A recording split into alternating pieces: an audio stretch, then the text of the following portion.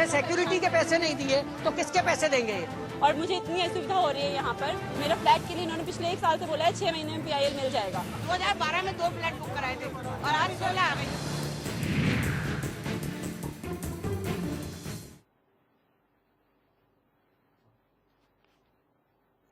नमस्कार, स्वागत है आपका हमारी खास पेशकश बायर पस बिल्डर मस्त में। किसी को 6 साल से घर का इंतजार है तो कोई 7 साल से घर की आस में बिल्डर के चक्कर लगा रहा है, लेकिन बिल्डर सालों से ग्राहकों की आंखों में धूल झोंक रहे हैं। ऐसे में निवेशक जाएं तो कहां जाएं?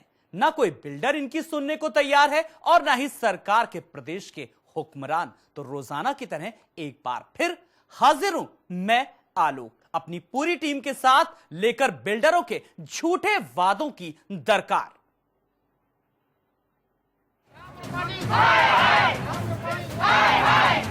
जब 6 महीने से सिक्योरिटी के पैसे नहीं दिए तो किसके पैसे देंगे? और मुझे इतनी असुविधा हो रही है यहाँ पर। मेरा फ्लैट के लिए इन्होंने पिछले 1 साल से बोला है 6 महीने में PIL मिल जाएगा। 2012 में 2 फ्लैट बुक कराए थे और आज 16 आ गई।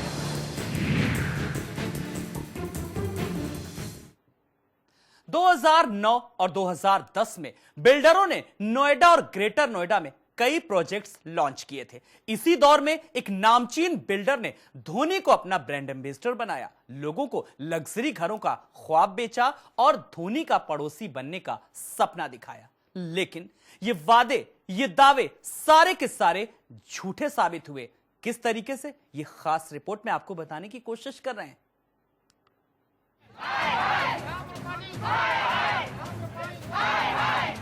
जब 6 महीने से सिक्योरिटी के पैसे नहीं दिए तो किसके पैसे देंगे?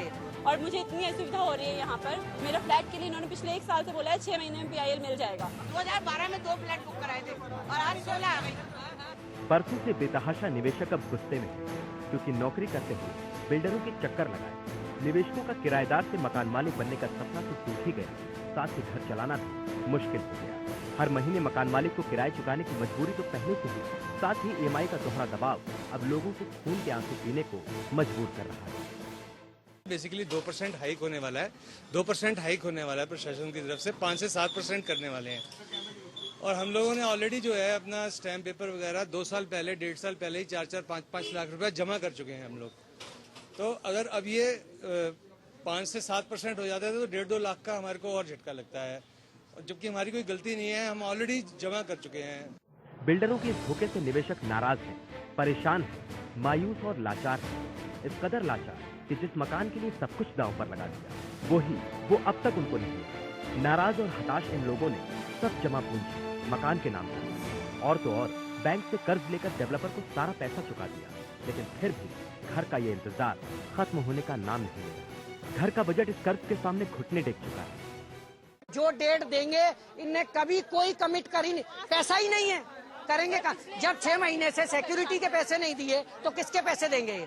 6 महीने हो गए, वो सिक्योरिटी डेली तो टावर छोड़ के भाग जाती है, सिर्फ गेट पे रहती है और इधर रहती है, उसके अलावा डेली आज भी स्ट्राइक पे।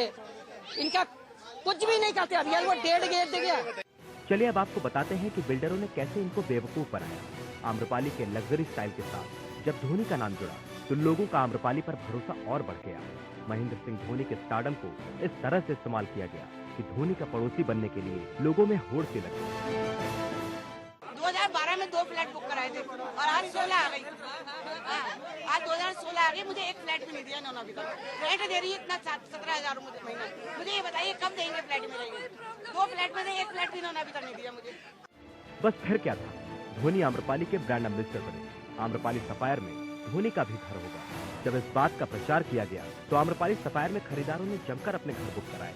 धोनी का पड़ोसी बनने की हसरत तो पूरी नहीं हुई, लेकिन घर चलाना जरूर मुश्किल हो गया। आम्रपाली के ग्राहकों ने धोनी से गुहार लगाई कि वो उन्हें संकट से बाहर निकाले। धोनी ने लोगों को यकीन दिलाया कि वो आम्रपाली से इस बारे में बात करेंगे, लेकिन बात करने से पहले ही उन्होंने आम्रपाली का साथ छोड़कर बायर्स को मझधार में ही छोड़ दिया। मैंने अपना प्रोजेक्ट बुक कराया था 2004 में प्रतीक विस्टेरिया सेक्टर 77 नोएडा में। मुझे पिछले साल बिल्डर ने पोजीशन दे दिया था, मैंने पिछले साल शिफ्ट भी कर लिया था। उसके बाद में बिल्डर को मैंने रजिस्ट्री कराने के लिए अभी 2 तारीख को स्टैम्प पेपर सबमिट कर दिए थे। स्टैम्प पेपर सबमिट कर दिए थे। अब उस बिल्डर उस रजिस्ट्री के लिए बिल्डर को साइन करना होता है, नोएडा अथॉरिटी को साइन करना होता है, मुझे साइन करना होता है। बिल्डर कह रहा है नोएडा अथॉरिटी साइन नहीं कर रही है, उसने मेरी सारी फाइलें रोक रखी है। इंस्टॉलमेंट है वो पे नहीं करी है प्रतीक बिल्डर ने आपके। हम प्रतीक बिल्डर के पास गए, उसने हमें नोएडा अथॉरिटी का सर्टिफिकेट दिखा दिया कि जहाँ तक की जितनी किस्तें थी मैंने वो पे कर रखी हैं। जब वो पे कर दी है तो हम यहाँ पे दोबारा अथॉरिटी में आए। हमने कहा भाई आप हमें चक्कर कटाए जा रहे हो, इधर से उधर इधर से उधर, आप क्यों नहीं साइन कर रहे? नोएडा अथॉरिटी वाले बोल रहे हैं कि हमारा एक फॉर्मूला होता है, हम इससे ज्यादा रजिस्ट्री अलाउ नहीं कर सकते।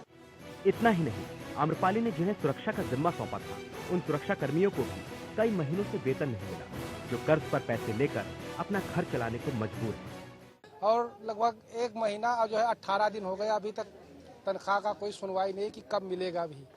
ठीक है ना, मकान मालिक, कमरे वाला, हर एक मतलब राशन वाला, कोई जो है सैलरी का भी कोई ठिकाना, वो लोग जो है हमेशा परेशान करता है। वहीं कुछ फ्लैट बायर का आरोप है कि उन्हें आनंद फानंद में घर तो दे दिया गया, लेकिन सुविधाओं की कमियों का जितना जिक्र हो उतना कम है।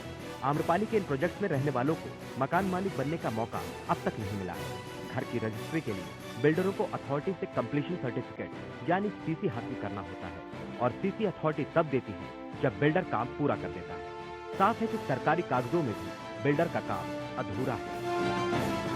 हम यहाँ पे 1.5 साल से रह रहे हैं, कहने की तो हमें फ्लैट दे दी गई है, लेकिन वहाँ पे इतनी सारी असुविधाएं हैं जिनको हम लोगों को, अगर हम जाते हैं और कोलियर्स ऑफिस में तो वो कह रहे हैं हमारे पास प्लम्बर्स नहीं है, इलेक्ट्रिशियन नहीं है, आप हमें सैलरी नहीं दे रही है, हम कोई काम नहीं करेंगे। आए दिन हम लोग सेफ्टी को लेके प्रॉब्लम है। यहाँ पे जो गार्ड हमारे टावरों के नीचे तक गार्ड नहीं की। इस सोसाइटी में आम्रपाली के वादे के अनुसार यहाँ आया, लेकिन यहाँ पे आकर के ठगा गया हूँ, लूटा गया हूँ और चीट किया गया हूँ आम्रपाली अनिल शर्मा के द्वारा।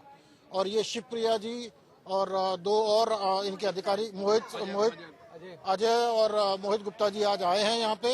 यहाँ सिर्फ लोगों को पैसिफाई करने के लिए आए हैं, जिससे कि वो अपना एंगर मीडिया पे आपके द्वारा जनता तक ना पहुँचाएं। इस मसले पर आम्रपाली ग्रुप ने दलील भी दी कि इन फ्लैट का काम कई बार रुका, कभी किसानों के प्रदर्शन की वजह से, तो कभी नेशनल ग्रीन ट्रिब्यूनल के निर्देश की वजह से। नहीं, ठेकेदार का कोई पेमेंट नहीं था, उसमें बाहर के तत्वों ने, किसी जो लीडर थे उन्होंने आके स्ट्राइक करवाया था। यहाँ ठेकेदारों की कोई स्ट्राइक नहीं हुई है। गार्ड का प्रॉब्लम क्या है कि कोलियर इंटरनेशनल के थ्रू मेरा एग्रीमेंट है, कोलियर इंटरनेशनल के थ्रू रेगुलर बात होती है, उनको सैलरी दी जा रही है, उनकी सैलरी में उनके वर्कर में कोई डिफेंसियंसी है, उनके कट किया जाती है, इसलिए वो प्रॉब्लम है।